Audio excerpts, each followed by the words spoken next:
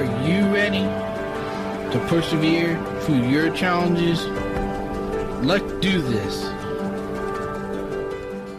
I'm excited to introduce you to two of my really good friends, Kat and Josh. And before I dive into their story, let me kind of explain who they are and how did I know them. In 2009, I was invited to DC. And we were there as a pilot project to help people who are deafblind be able to communicate to Congress or legislators about telecommunication equipment for deafblind individuals, advocating for Helen Keller funding services as well. There was all these interpreters that came to this event, and two of those interpreters were Kat and Josh. Literally from that moment on, I had all these amazing friends, and Josh and Kat became a part of that friendship. So we're going to start off with Josh's story first. So Josh, kind of talk to us a little bit. What was your childhood like from the age of 1 to 5 years old? My dad worked in the oil field. We lived in Big Spring, Texas, and then we went to Abilene, Texas, and then back to Big Spring, Texas. From what I remember, it was a little tumultuous. My mom and dad separated when I was probably about 4, and then they got back together when I was 5. All right, so your mom and dad separated when you were about 4, and then they came back together. And then did you guys stay together with your dad, or what happened after that? We bounced around a couple of places in Odessa, Texas, until I was about 9, and then my mom and dad divorced. We left to Big Spring to go live with my mom's parents. What was that day like when your mom said, "Hey, we're leaving"? But we kind of felt, like something was not right. They had fought that morning. He left to go to work, and then she came and told us to pack stuff into a bag, only what we could carry, and get in the car. It was about an hour drive from where we lived to my grandparents' house. At 9 years old, that must have been kind of a struggle. So what happened there? So I went to my 4th different elementary school of my childhood, but after that we didn't move anymore. So it gave us stability. Before my mom and dad divorced, my mom had done a ton of odd jobs. She worked hard, and then when we moved in with my grandparents, they were both on Social Security. They didn't make a whole lot of money, so we had to go on food stamps for a little while we were there. And my mom, through my grandparents' help, got into college and went to nursing school. There was a pivotal point. I had a lot about Jesus. My grandmother's the one who taught me how to pray. And she would do the Lord's Prayer with me, but then she would also do, "If I die before I wake, I pray the Lord my soul to take." And I'm a little bit of a pessimistic, paranoid person. And it wasn't until she taught me that prayer that I realized that I could die. And so I had problems sleeping for a long, long time. She was trying to instill faith in me, and she did. But honestly, when I was 7, I remember we were going to this little Baptist church that would come pick us up every Sunday. And everybody in my Sunday school class was making a profession of faith. I didn't know what it was. They took turns going up to the Sunday school teacher, and then they would come back and they'd say they were saved. And she'd make a big deal of it, and then they would go to big church and get baptized. And I was kind of jealous, and I didn't know what they were doing. So one day I was like, "Hey, this is my turn." So I went and talked to her, and she asked me some questions, and I was trying to say all the things that I thought were right. And then at the end, she announced me in front of the classroom that I was saved and that I would be baptized, and I went and got baptized. But I didn't know what that was. But throughout living with my grandparents, my grandma was really instrumental in reading the Bible and memorizing the Bible. But it wasn't until I was in high school that I was like, I'm not sure that I know what all of this is about. One of the pastors talked about salvation being the difference, that a lot of people will miss heaven by 6 inches. The 6 inches from your head to your heart, having head knowledge versus heart knowledge. During all that time, there was this lady that you didn't know yet. So she's getting bullied by her brothers, and then she's the princess to her dad. What was your childhood like? The complete opposite of Josh's childhood, because my family was very stable. My dad was a police officer, and he was a deputy sheriff or a sheriff in lots of little small towns. My mom was a teacher. So I basically grew up the majority of my life in the same town. It was very structured. When I met Josh's family, I thought of his family a bit as chaotic. They were very loud, and they were all over the place. And in my house, we were pretty calm. Not to say that we didn't have a lot of fun and laugh. We did, but I don't know. We were just very kind of controlled about it. And yes, as I was a little girl, I definitely had him wrapped around my finger. But he was also so instrumental in helping me become the person I am today, because he taught me really good critical thinking skills. And as I got older and was a teenager, if I wanted to do something, go somewhere, go out with friends or whatever, I couldn't just go to my dad and say, hey, I want to go to town tonight and hang out with my friends. I had to give him 3 good reasons as to why he should let me do that. Many times we would sit and talk for hours about whatever. It really served me well, because as I became an adult, it was a lot easier for me to sit back and think and observe and make good choices and not be impulsive, as I did have a tendency to be impulsive. He also was very much a caretaker, a servant. At church, he was the guy who, if we were having a hamburger cookout, he was the guy with 50 onions at our house slicing them up, because nobody else wanted that job. So he taught me some really crucial things, but he also modeled to me how to be a servant and how to serve others. And I'm really grateful to have had him as a dad. He passed away from cancer a while back. But example that he and my mom set for me in marriage of when bad things happen, you stick together and you work things out. And when one spouse is overwhelmed, the other spouse steps up and helps. Later, when Josh and I were parents and were fostering, it was the example that I wanted to show everyone else. Your home life doesn't have to be tumultuous. Even when bad things are happening around you or to you, you can still come home and be in a place of safety. One of the things that I'm so thankful for Josh, because he's always on my side, but he will tell me if I'm wrong. He always has my back, and he's always supportive if I want to try something new. And when things are just going wrong right in front of me, he's always ready to step in and give me a break and take over whenever I need him to. So both of you guys were going to college in Big Springs. Yes. But you guys weren't going to the same college. Well, they were in the same college system. So they were basically like sister colleges, but one was for hearing and one was for deaf. And that's how we met. Who pursued who? Well, honestly, we were friends. Josh went on to another college and I went on to another college, but we stayed in touch through email mostly. And then I came home and we went on a date. And it didn't go well. And it didn't go very well. I was sick at the time and didn't realize it. I had mono, and I remember thinking to myself, why are you on this date? Like, you need to be in bed, you're tired. And that was kind of that.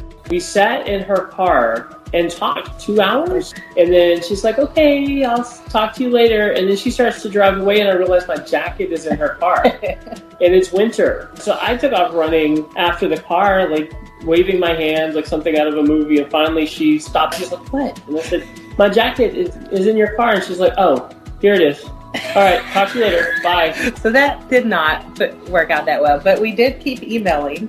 And then not too long after that, I moved back to Big Spring. And we had another date. And it went great.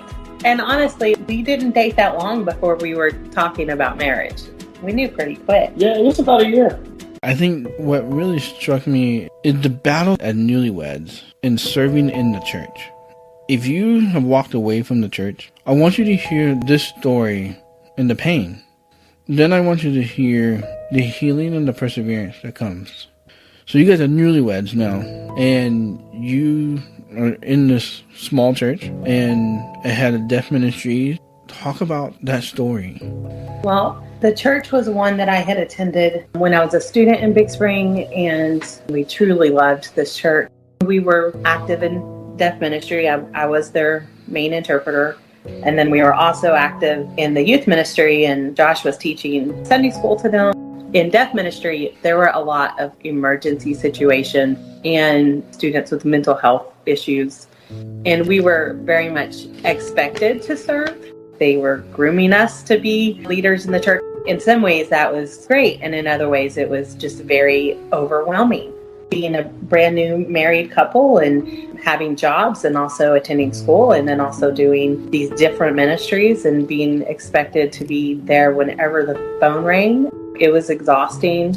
And it became a bit of trauma, because if somebody needs us, we should go. That's our job as a Christian. We should be serving. We should always serve. And we should always just put ourselves aside and take care of God's work, because that's what he calls us to do. But totally ignoring the fact that we also have to take care of ourselves and each other, and that you can't help other people if you yourself are not healthy and you don't have some type of balance in your life, because you will run out. You will run out of the ability to help. And we were young. We didn't know that you can say no. We were just always busy. And so we were just taking on more and more responsibilities at the church. And I think, we contributed a lot to our own burnout, but we weren't wise enough to say, we need to take some time. We hit the ground running. Like the very first weekend we were back from our honeymoon, we were at church and we started serving.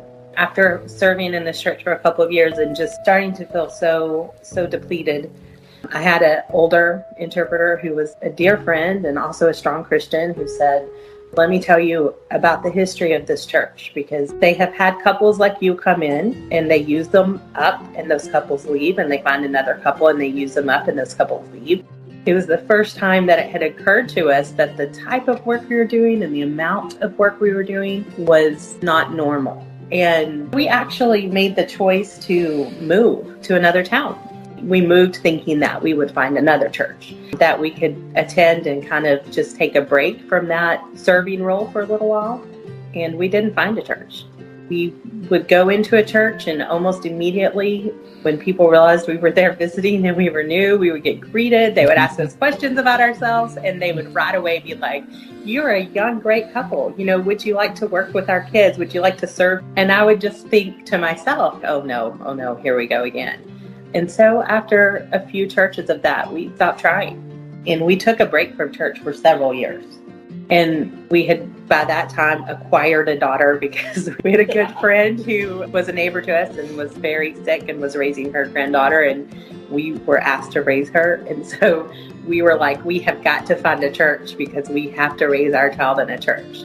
And so we found one in Abilene that was just so amazing and did not ask us to do anything, and just wanted to love us and wanted to care for our child. And they had all of these extra programs where you could get help with things. Like they had an adoption support program.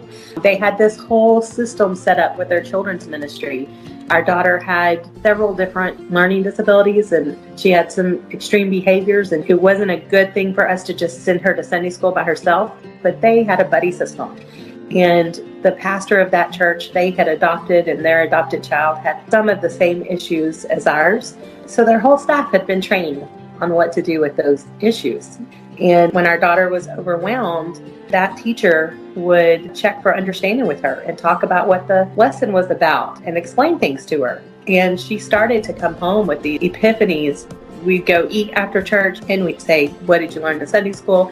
But she started to tell us, I learned all about sin today, and I learned that sin is like this big thing that hangs around your neck and on your back, and it's so heavy and it just weighs you down.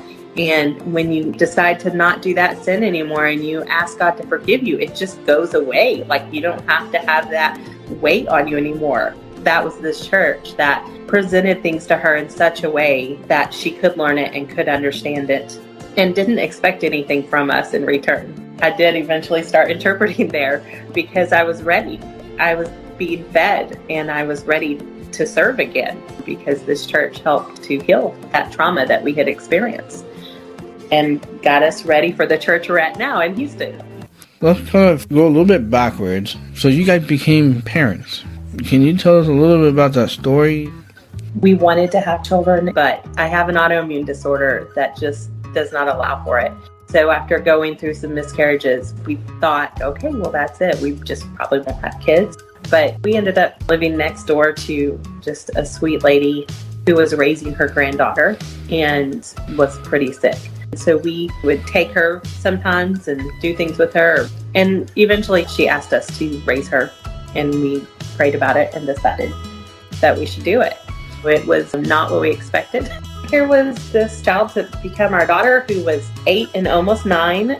And we knew that she had some learning disabilities and some other things. Like we knew there was some type of communication disorder. because she spoke a lot of baby talk and she could not read or write, but she was in second grade for the second time. She had missed a lot of school. And so we knew there were some challenges there. We didn't really know what they were yet. But I was very confident that we were like the perfect people to do this. We totally could nail this. It was so hard. We had her for a couple of weeks. We took her to my family and we thought that went well. We went to Walmart and I went up to the front and I heard some kid yelling no. And then I heard Pat's voice yelling Josh. And then I was like, oh no, that's for me. Brandy's like, you better go. No, kid, she's like, take her to the car now. Okay. And so I'm taking her out and she's yelling, I want a Coke. I looked at her like, who are you? Because we'd never seen this behavior from her. No, we hadn't. And it completely blindsided us. They'd been in the dressing room getting her some clothes and she wanted a Coke. There's this thing called the honeymoon period when you first adopt or foster a kid. And we had run out of the honeymoon right in the middle of Walmart. That kid yelled no at me and I looked at her and I said, you stop what you're doing right now. And she did not stop. She kept screaming. And I thought, why are you still screaming? I told you not to scream. Because in my family, we were very structured and orderly. So I had not really had to deal with a child with any behavioral issues. And I'm not going to lie, prior to this, I had judged parents whose children screamed. Oh, definitely. So it was a big shock because in her life with her grandmother, she had not had much structure. She'd pretty much been told yes to whatever she wanted, anytime she wanted it. So it was a struggle. I remember we used to get her to bed and sit down to watch TV, and we could not get through one episode of a short TV show because we would just be so tired. We were just worn out and would have to go to bed.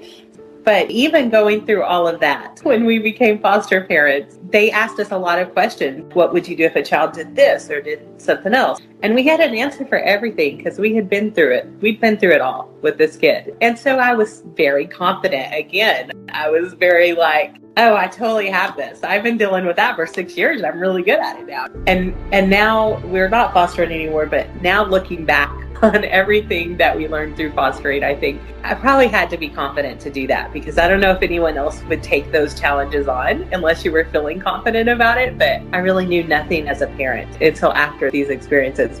But our first daughter did prepare us for all of the fostering that we did, that is for sure. And I can look back every step of the way and know that God was ordering our lives because He did put certain challenges in front of us that led us to our daughter, and that also led us to fostering and prepared us for all of those unique personalities that we were going to encounter. That is something that's so beautiful about you guys' story. So tell us a little bit, like, what made you guys go that direction? When we made the move to Houston, did it mostly to benefit her. Thought we were putting her into just a really good school system that would help with her specific needs. And it turned out that that was not the case.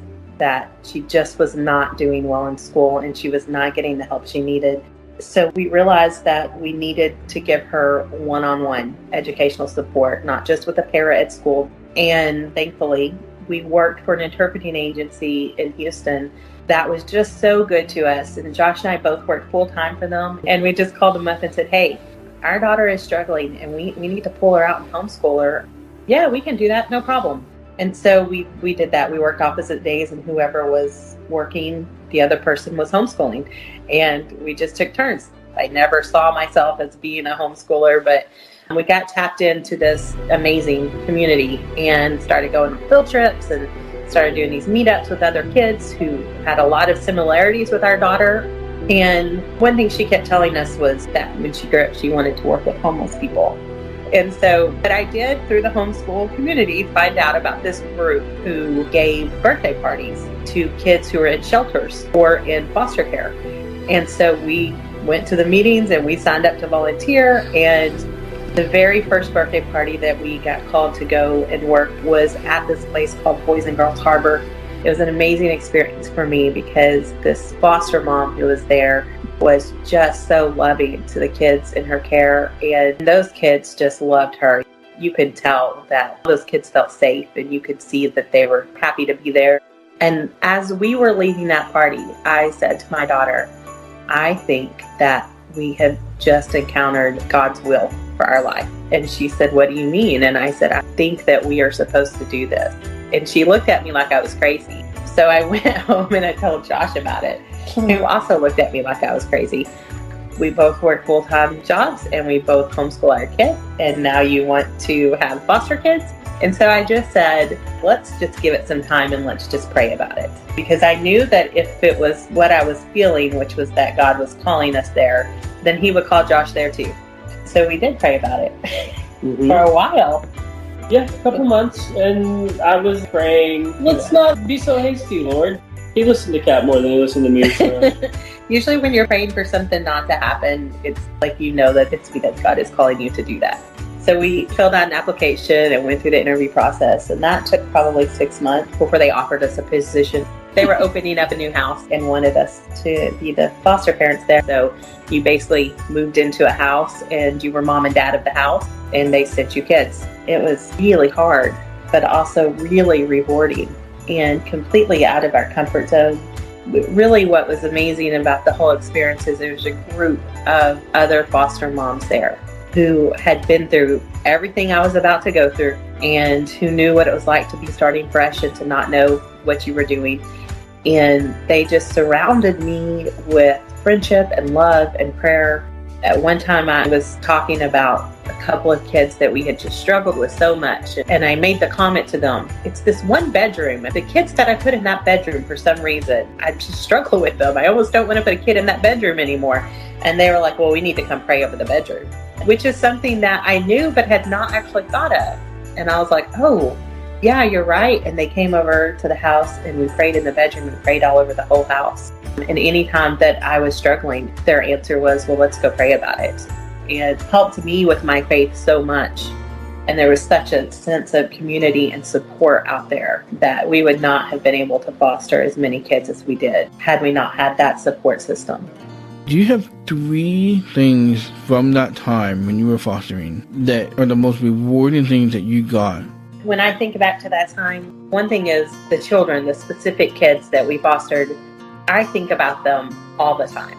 So I do have contact with some of the older kids now. Every single kid taught us something different. When I say we dealt with 36 different personality types, I do mean that. I think it has made me a better interpreter, and that was certainly a benefit of us having fostered.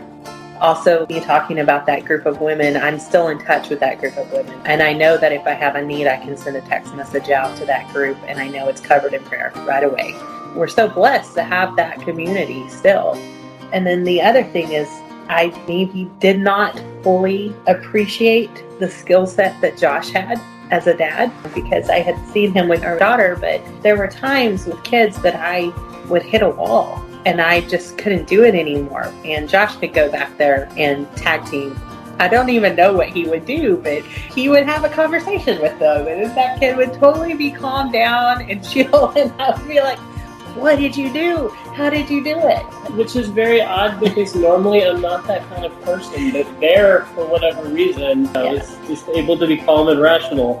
And also, along with that, our very last child that we fostered was a child that had a lot of mental health issues. She had been in another house and things were not going well there, and they were waiting to find a different placement for her.